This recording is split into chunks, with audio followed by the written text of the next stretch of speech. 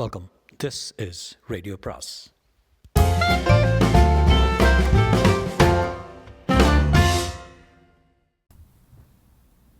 அனைவருக்கும் அன்பு வணக்கம். சுஜாதாவின் ஒருத்தி நினைக்கையிலே அத்தியாயம் 10. மாணிக்கம் நல்ல பசியில் போலீஸ் நிலையத்தில் கொடுத்த சோற்றை ஆசை தீர உண்டான்.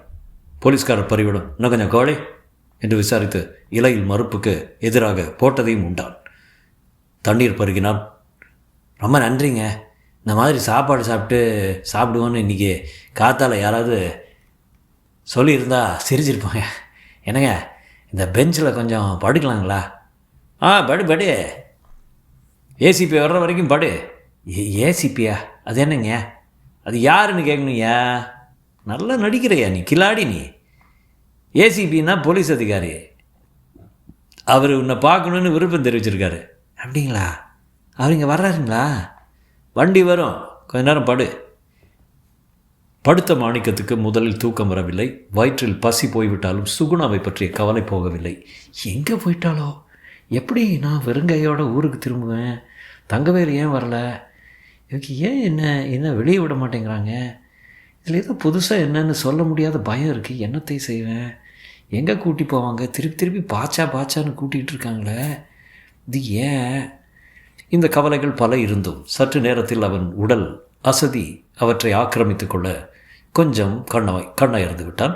காலியான பிளாட்ஃபாரத்தில் தங்கையை தேடிக்கொண்டு ஓடுவது போலையும், பின் தண்டவாளத்தில் இறங்கி ஓடுவது போலவும், ரயில் ஒன்று அவர்களை துரத்துவது போலவும் கனவு கண்டுகொண்டு இருக்கும்போது தூக்கத்தில் இருந்து முரட்டுத்தனமாக உசுப்பப்பட்டான். யோ, எந்திரையா என்ன சத்திரமா என்ன தூங்கிறதுக்கு? வாரி சுருட்டி கொண்டு எழுந்தான். அவன் எதிரே 3 போலீஸ் அதிகாரிகள் நின்று கொண்டு அவனையே கண் கொட்டாமல் பார்த்து கொண்டு இருந்தார்கள். ஆங்கிலத்தில் பேசிக்கொண்டார்கள். ஐயா விட்டுருங்க ஐயா, வீட்டுக்கு போயிடுறேன். என் தங்கச்சியை காணோம். தங்கச்சியை காணாமல் தான் கோழி குருமாடிச்சியா? பசி தாங்க முடியாமல். பாரு, இந்த தங்கச்சி பேச்செல்லாம் விட்டுரு. நிறைய கேட்டாச்சு, புளிச்சு போச்சு. நீ யார் சொல்லிடு, லேசாக விட்டுறோம். நான் தான் திருப்பி சொன்னாங்களே, என் பேர் மாணிக்கம், ஊர் வீரவாக்கம். அங்கே எங்கள் அப்பாரு பேர் சரவணன். ஓஹோ, அப்படியா என்று தடியால் முகத்தை சொரிந்து கொண்டே அவனை கண்கொட்டாமல் பார்த்து கொண்டே சொன்னார் அந்த அதிகாரி. எல்லோரும் ஏன் அவனையே பார்த்து கொண்டு இருக்கிறார்கள் என்பதை அவனுக்கு சரியாக விளங்கவில்லை. கெட்டிக்காரத்தனமாக தயார் பண்ணி வச்சுருக்காங்க. நல்லா அதே பிடிச்சி வச்சுருக்கான். வீரவாக்கம் மடவாக்கம் சரவண மாணிக்கம். யோ, தங்க பேர் என்ன? சுகுணா. செய்தி கொடுத்து அந்த கிராமத்தில் விசாரிச்சிருங்களேன் என்றார் பெரிய அதிகாரி போல இருந்தவர். அவர் சொன்னதில் மாணிக்கத்துக்கு சற்று ஆறுதல் கிடைச்சது. விசாரிச்சா அங்கே அந்த மாதிரி நிஜமாகவே ஒரு ஆள் இருப்பான் சார். அதான் சார் பாட்சாவோட ஸ்பெஷாலிட்டியை. நம்பக்கூடிய முறையில் ஏமாத்துறதுல இவனுக்கு ஈடு கிடையாது சார். யோ, எங்கே வச்ச 8 லட்சத்தையும்? 8 லட்சங்களா? என்ன 8 லட்சம்? இரு பாசிட்டிவாக ஐடென்டிஃபை பண்ணாமல் இவனை எதுவும் கேட்குறதுல பிரயோஜனம் இல்லை. ஃபிங்கர் பிரிண்ட்ஸ் எடுத்துங்க. பாட்சாவோட ஃப்ரெண்ட்ஸ் சாம்பிள் இருந்தால் இந்நேரம் காரியம் முடிஞ்சிருக்குமே சார். அது இல்லையா? இல்லை சார், எங்கே திருடினாலும் கவனமாக எல்லாத்தையும் தொடச்சிட்டு தான் போவான். ஏமாகாதங்க. இந்த ஃபோட்டோவே ரொம்ப தற்செயலாக தான் கிடச்சிது. பாண்டியனை கேளுங்க, கதையாக சொல்லுவார் இவனை பற்றி. இவனை எப்படி உடைக்க முடியும்? சும்மா கேள்வி கேட்டு தான் சார். 2 நாளாலும் சரி, 3 நாளாலும் சரி, இதுக்கு ஒரு செய்தியும் கொடுத்து விசாரிங்க. ஐயோ, அந்த வீராணம் எங்கே? எந்த ஜில்லாவில் இருக்குது? வீரவாக்கம் சார். சரி, வீரவாக்கம் எந்த ஜில்லா? வடார்காட்டில் ஐயா. மடவாக்கம் தான் ஸ்டேஷன். சரி, பார்த்துடலாம். முத்து எங்கேயா இருக்கா இப்போ? யாருங்க? பெரிய கருப்பேன். அது யாருங்க? ரங்கநாதன் பள்ளிக்கூடத்தில் வாத்தியார் இருந்தாருங்க, அவரை சொல்கிறீங்களா? உன் பேர் என்ன? மாணிக்கம். பாச்சா விளையாடாத. செவிட்டில் அற விழுறதுக்குள்ளே நீ யாருன்னு சொல்லிடு. ஐயா அடிக்காதீங்க. நீங்கள் என்ன கேட்குறீங்களே தெரியல. I'm inclined to believe him. He looks very innocent. Sir, உங்களுக்கு பாட்சாவை தெரியாது. இவனை போல நல்லவன் உலகத்திலே கிடையாதுன்னு சத்தியம் பண்ணவங்கலாம் இருக்காங்க. பாச்சா, அந்த கோயில் சிலை மட்டும் என்ன செஞ்ச சொல்லிடு, உன்னை விட்டுறோம். எந்த கோயிலுங்க, எந்த நகைங்க, எனக்கு ஒன்றும் தெரியாதுங்க. போலீஸ் அதிகாரி கிட்டத்தில் வந்து அவன் தாடையில் லேசாக தட்டி, சொல்லுடா கண்ணா, பிடிவாதம் போடு, பிடிக்காதடா என்றார். எனக்கு நீங்கள் எல்லோரும் என்ன கேட்குறீங்க? ராஸ்கல், மயிலே இறகு போடுன்னா போட்டுருவியா என்று அவனை பிடித்து தள்ளினார். பலகையில் தடுமாறி விழுந்த வாணிக்கம் உடனே அழ ஆரம்பித்தான். பாச்சா கூட இப்படி தான் அழுவா சார். யோ பாச்சா, அழற மட்டும் அழு, அந்த பருப்பு வேகாதீங்க. அழுது நிறுத்தினப்புறம் மறுபடி வரோம், விசாரிக்கிறோம். அதுக்குள்ளே யோசிச்சுப்பார். வசமாக மாட்டிக்கிட்ட எதுக்கும் மட்ராஸ் வந்தியோ, உண்மை வெளியேற வர்ற வரைக்கும் உன்னை விட மாட்டோம். 8 லட்சத்தை என்ன பண்ண, கோயில் சிலைங்களை என்ன பண்ண, அதை மட்டும் சொல்லிடு, பாக்கி அப்புறம் சொன்னால் போதும். மாணிக்கம் கண்ணீரை துடைக்காமல் அப்படியே அழுது கொண்டிருந்தான். வெற்றுக்கையா, வெற்றுக்கையா. அப்போது அந்த அறைக்குள் ஃபோட்டோக்காரர்கள் நுழைந்தார்கள்.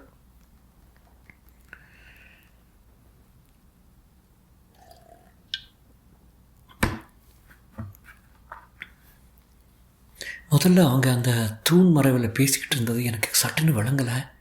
அப்புறம் எதுக்கு 100 நோட்டாக அந்த சாரங்க பாணிங்கிறவர் கொடுக்குறாரு? அதை முருகன் வாங்கிட்டு பம்பாய்க்கு போயிடுன்னா என்ன அர்த்தம்? எனக்கு புரியல. ஏதோ அவங்களுக்குள்ள விஷயம் போலன்னு நினச்சிக்கிட்டு, ஐயா முருகன், நான் அவரை கூப்பிட்டேன். அவர் சட்டுன்னு தூண் மறைவிலிருந்து வெளிப்பட்டு, என்ன சோனா, இங்கே வந்துட்டியா? எப்போ இங்கே இப்போ தான் வந்தியா? சாரங்கபாணி கூட ஒரு சின்ன காரியம் இருந்தது, பம்பாய்க்கு போய் சரக்கு பிடிச்சிட்டு வான்னு சொன்னார், அதுக்கு தான் பணம் கொடுத்தாரு. அப்போது நான் சொன்னது ஞாபகம் இருக்கட்டும்,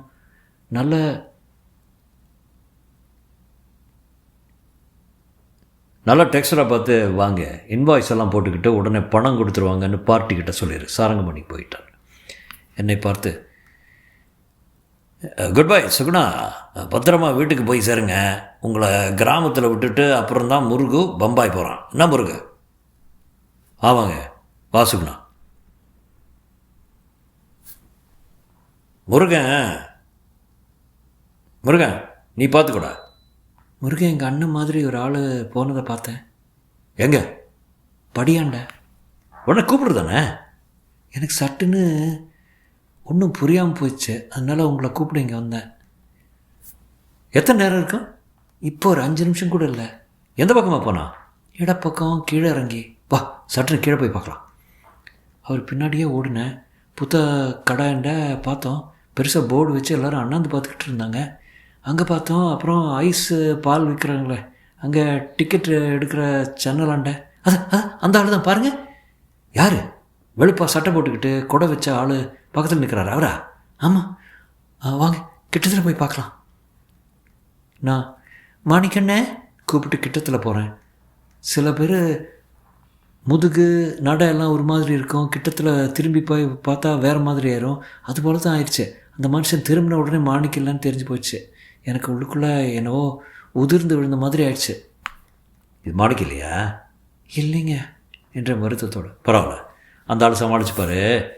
உங்களால் தான் தனியாக ஒன்றும் பண்ண முடியாது. இனிமேல் உங்கள் அண்ணனை பற்றி கவலைப்பட வேணாம், ஊரில் போய் பார்த்துக்கலாம். அவர் டிக்கெட் எடுக்க போனார்.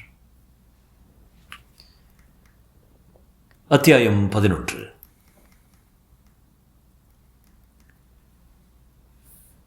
ஊரில் போய் பார்த்துடலாமேன்னு முருகன் சொன்னதுமே எனக்கு உற்சாகம் வந்துடுச்சு.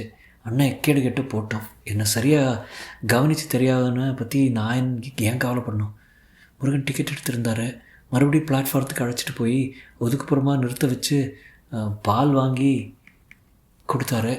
இனிப்பாக இருந்தது. மெல்ல என் கூட நடந்து வந்தார். நடக்கிறப்போ ரொம்ப கிட்டவும் இல்லாமல் ரொம்ப தூரம் இல்லாமல், உறவு இல்லை ஆனால் ஃப்ரெண்டுங்கிற மாதிரி நடந்து வந்தார். ஆரஞ்சு பழமும் ஆப்பிளும் வாங்கிக்கிட்டார். ராத்திரி பிரயாணத்துக்கு இத்தனை எதுக்குன்னு கேட்கவே, உங்கள் வீட்டுக்கு வெறுங்கையோடு போவாங்கன்னு சொன்னார். கை நிறைய என்ன அழைச்சிட்டு போகிறீங்களே, அது போதாதா? பரவாயில்ல இருக்கட்டும், இப்போ என்கிட்ட நிறைய பணம் இருக்குது. வண்டிக்குள் நுழைஞ்சப்போ, என்னது ஸ்லீப்பரான்னு கேட்டேன். ஆமாம், கொஞ்ச நேரமாக தூங்கிட்டு போகலாமேன்ட்டு தான் நான் ஸ்லீப்பர் வாங்கினேன். எங்கள் ஊருக்கு இந்த வண்டி போகுதுங்களா? எதுமா உங்கள் ஊர்? எதிர்த்தாப்பில் ஒரு பெரியவர் கேட்டார். முருகன் குறுக்க பேசி, உங்கள் ஊரில் நிற்காதது, ஜங்ஷனில் இறங்கிட்டு அங்கேருந்து போயிடலான்னு ரயில்வேக்காரங்க சொன்னாங்க. எந்த ஜங்ஷனில் பெரியவர் மறுபடியும் கேட்டார். ஏங்க, எந்த ஜங்ஷனாக இருந்தால் என்ன? உங்கள் வேலையை பார்த்துட்டு பேசாமல் போவீங்களா? அந்த பொண்ணை எதுவும் தொந்தரவு பண்ணாமல் இருக்கீங்களா? முருகன் பளிச்சுன்னு சொல்லிட்டாரு. அந்த மனுஷனுக்கு என்னவோ மாதிரி ஆயிடுச்சு. ஜன்னல் பக்கம் திரும்பிக்கிட்டவர் அப்புறம் எங்களை பார்க்கவே இல்லை. எனக்கு சங்கடமாக இருந்துச்சு. முருகன் பக்கத்தில் உட்காந்துக்கிட்டு கொஞ்சம் குரலை தாழ்த்தி, இந்த மாதிரி தான் ஏதாவது துருவி கேட்பாங்க, எல்லாருக்கும் அசடு மாதிரி பதில் சொல்லிகிட்டு இருக்கக்கூடாது, என்ன யார் கூடயும் பேசாதீங்க, உங்களுக்கு மெட்ராஸ் தெரியாது. எனக்கு இன்னும் அந்த பெரியவர் பார்த்தா நல்லாதான் தோணுச்சு. ஆனால் முருகன் அனுபவப்பட்டவர் அவர் சொல்கிற நிஜம் இருக்குத்தான் செய்யும். நான் பாட்டுக்கு பேசாமல் சாஞ்ச மாதிரி படுத்துக்கிட்டேன். நமக்கு அப்பர் பர்த்து மேலே இருவியா முருகன். உங்களுக்கு பர்த் இல்லையா? எனக்கும் எதிர்த்தாப்பில் பர்த்து தான், அப்பர் பர்த் தான். வேண்டாம், கொஞ்ச நேரம் பிரயாணம் தானே, இங்கே உட்காந்துக்கிறேனே. இங்கே உட்காந்துட்டேன்னா இவங்கெல்லாம் எப்படி தூங்குறதா? வேணும்னா நீ இந்த லாயரை எடுத்துக்கமா இந்த பெரியவர் மறுபடி. முருகன் வேண்டாங்கண்ணே என்றார். எனக்கு அப்போவே தூக்கம் கண்ணை சொட்ட ஆரம்பிச்சிடுச்சு. அன்றைக்கி நடந்ததெல்லாம் கண் முன்னால் சுற்றுது. கலப்பு இல்லாமல் சேர்ந்துக்கிட்டு கண்ணில் ஒரு டன் வச்சாப்புல தூக்கம். முருகன், நீங்கள் முழிச்சிட்ருப்பீங்கள, எனக்கு ரொம்ப சுற்றுது. ஸ்டேஷன் வந்து எழுப்பிடுவீங்களா? மடவாக்கத்தில் நிற்குமில்ல. மடவாக்கமா? நிறைய பெரியவர். ஜங்ஷனில் இறங்கிக்கணும். சுகுணா, நீங்கள் கவலைப்படாதீங்க, நான் பார்த்துக்கிறேன். சுகமாக தூங்குங்க. மேலே ஏறிடுவீங்களா? கொஞ்சம் ஹெல்ப் வேணுமா? முருகன் தோள் மேல் கையை ஊனிக்கொண்டு எப்படியோ மேல் படத்தில் ஏறிக்கிட்டேன். மேலேருந்து பார்க்குறப்ப அவர் வகுடு தெரிஞ்சது. பையில் நோட் புத்தகத்தை தெரிஞ்சது. பணத்தை ஜாக்கிரதையாக வச்சுக்கோங்க முருகன். பேசாமல் தூங்குங்க, உங்கள் கவலையெல்லாம் தீர்ந்து போச்சு. பெரியவர், தலைகாணி ஏதாவது வேணுமான்னு கேளுப்பான்னு கேட்டார். யாரும் பதில் சொல்லலை. என்ன தான் மூஞ்சில் அடித்த மாதிரி பதில் சொன்னாலும் ஏதாவது யாருக்காவது உதவி பண்ணியே தீர்வார் போல அந்த மனுஷன். வேண்டாமையா, கொஞ்ச நேரம் தானே. கொஞ்ச நேரமா? என்னம்மா சொல்கிற? நான் முருகனை பார்த்தேன். நீ தூங்க என்றார். பெரியவர், என்ன வண்டி தெரியுமான்னு கேட்டார். எல்லாம் தெரியும், தூங்க சுகுணா, நான் எழுப்புறேன். படுத்த 10வது செகண்டில் கண்ணை சுருங்கிடுச்சு. அப்படி ஒரு தூக்கம், கனவே இல்லாமல் தூக்கம். கண் முழிச்சு எழுந்திரப்போ ரயில் ரொம்ப வேகமாக போயிட்டு இருந்தது. கீழே எட்டி பார்த்தா ஜன்னல் வழியாக பளிச்சுன்னு சூரிய வெளிச்சம் தெரிஞ்சுது. மாணிக்கம் பளிச்சென்று ஃபோட்டோ பல கோணங்களில் எடுக்கப்பட்டான். நல்லா போஸ் கொடுக்குற பாச்சா, உன்னை உடைக்க முடியுமான இருமாப்பு போல உனக்கு என்று ஒரு போலீஸ்காரர் அவனை கேட்டார். நான் பாச்சா இல்லைங்க, மாணிக்கம். பேரில் என்ன பாச்சான்னு கூப்பிட்டா பதில் சொன்ன என்ன குறைஞ்சா போயிடுவேன்? இதை பாரு, வசமாக மாட்டிக்கினேன். எதுக்காக பிடிவாதம் பிடிக்கிற? பேசாமல் எல்லாத்தையும் கக்கிறு. உனக்கு சௌகரியம், எங்களுக்கும் சௌகரியம். பாரு, நீங்கள் என்ன சொல்கிறீங்கன்னே எனக்கு புரியலிங்க.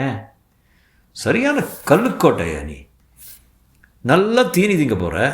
அப்போ தான் எல்லாம் வெளியே வரப்போகுது. சொன்ன கேட்க மாட்டேன்ல. வரட்டும் பெரியவர், கேட்குற விதத்தில் கேட்பார். மாணிக்கம் இப்போது பயத்தில் வெளியேறி போயிருந்தான். என்ன செய்வது? எல்லாரும் என்னை பாச்சா என்கிறார்கள். என்னை வெளியே விட மறுக்கிறார்கள். ஏதோ ஒரு சிக்கல் மாட்டிக்கொண்டு விட்டேன். மாணிக்கத்தின் எளிய சிந்தனைக்கு நடப்பது எல்லாம் பிரமிப்பாக இருந்தது. ஒருவேளை நான் தான் பாச்சா என்று சொன்னால் வெளியே விட்டு விடுவார்களோ? 8 லட்சம் என்றெல்லாம் கேட்கிறார்களே, ஏதாவது சொல்லிவிட்டு போகட்டும். ஒப்புக்கொண்டு விடலாமா? விஷயத்துடன் முடிந்து விடுமா? இல்லை பேசாமல் ஓடி போய் விட்டாலன்னு வாசல் தெரிகிறது. என்னை சும்மா தான் உட்கார வைத்திருக்கிறார்கள். அவர்கள் அயர்ந்திருக்கும்போது தப்பித்து ஓடிவிட்டான். தப்பி எங்கே ஓடிவிட முடியும்? கிராமத்துக்கு தான் எப்படி போகிறது? கையில் ஒத்த காசு இல்லையே. ஓடி போய்விட்டால் அவர்கள் சந்தேகம் அதிகமாகி என்னை நிரந்தரமாக சிறையில் தள்ளி விட்டாங்கன்னா என்ன செய்கிறது? யாரோ வரப்போகிறார்கள், பெரிய அதிகாரியாமே. மாணிக்கம் எந்தவித தீர்மானம் செய்ய முடியாமல் பொறியில் அகப்பட்ட எலி போல அங்குமிங்கும் உலாவினான். எங்கேயாவது ஓடி போயிடலான்னு இன்றைக்கி அதை கவனிச்சுக்கிட்டு தான் இருக்கோம். ஓய, உண்மையை சொன்னால் புரிஞ்சிக்காதவங்க கூட எனக்கு என்ன பேச்சு? இதை பாரு கண்ணு, நீ இன்னும் உண்மையை சொல்லவே ஆரம்பிக்கல, தெரியுதா? எங்களுக்கு காது குத்தாத. உன்னை மாதிரி எத்தனை பேர் என்ன தான் பார்க்குறோம் நம்ம. அப்போது அங்கே ஒரு இளைஞன் வந்தான். உள்ளே சுவாதீனமாக நுழைந்தான். வெள்ளை பேண்ட்டும் கருப்பு கோட்டும் போட்டு வக்கீல் போலத்தான் இருந்தான். நுழைந்தவுடன் கான்ஸ்டபிளிடம், யாரும் எங்கள் எஸ்ஐ என்றான். வெளியே போயிருக்காங்க. வெளியே போயிருக்காருன்னு சாப்பிடவா இல்லை ரவுண்ட்ஸ்க்கு போயிருக்காரா? நீங்கள் யார்? அவன் அதற்கு பதில் அளிக்காமல், சிவசாமின்னு ஒருத்தரை லாக்அப்பில் வச்சுருக்கீங்களா? ஏங்க இந்த ஆளை விடுதலை பண்ணிக்கிட்டு போகணுப்பா.